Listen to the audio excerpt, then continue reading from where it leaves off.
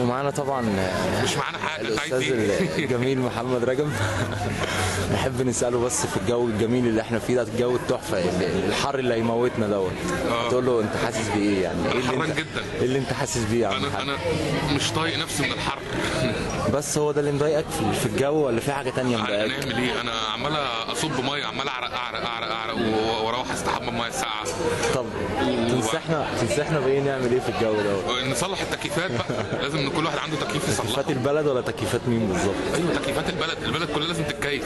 تكيف بايه؟ في انواع مكيفات كتير قوي. التكييف هو ساقع، هو ساقع. ماشي. وبعدين اناشد الساده المسؤولين عن قسم الثلاجات في الدوله، يمدوا الشعب بثلاجات، لان الاكل بيبوظ من الحر ومش عارفين نعمل ايه. طيب يعني ايه ممكن سيادتك نعمله في الحر ده؟ والله احسن حاجه ان احنا نقوم نلف نجري. انا موافق والله. والله بجد انا موافق. انا عندي حل. في شباب بتجري زي الورده اهو. نروح نشوف اي مكان نجري فيه. انا يعني احب اجري جدا والله. طب تحب تجري فين؟ تجري فين هنا ولا تجري بره؟ انا بحب اجري ورا الاتوبيس ولا الميكروباص.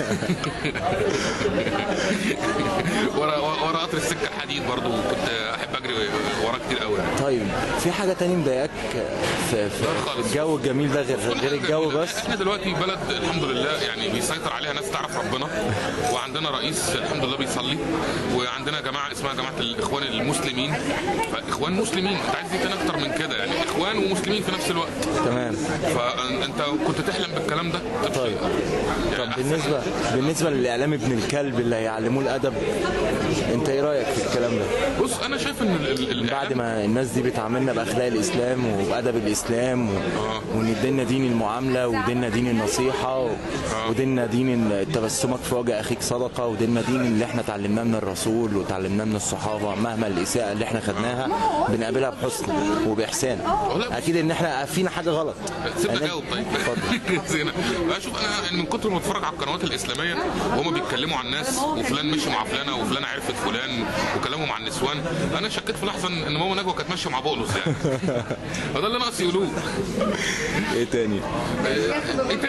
هو مفيش حاجه اسمها كده يعني. اصلا يعني الف به اعلام ان الاعلامي او الصحفي او المذيع لا يتدخل بالراي، لا يتطوع بالراي. ما يقول احنا مش محتاجين نعرف راي سيادته اساسا. تمام. هو ينقل المعلومه من على لسان المصدر. راجل محايد وشكرا على كده يا سيدي. بلاش محايد، خليه موضوعي. يعني هو الاهم من الحياديه الموضوعيه.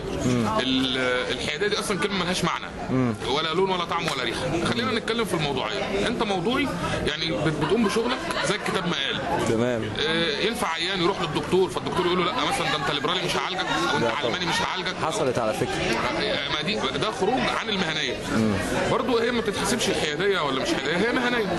الاعلامي او المذيع او الصحفي المفروض هو دوره ينقل المعلومه من على لسان المصدر. تمام. فقط لا غير. تمام. بس المصدر ده بقى يكون حلو يكون وحش يكون جن ازرق، هو ده دور الصحفي.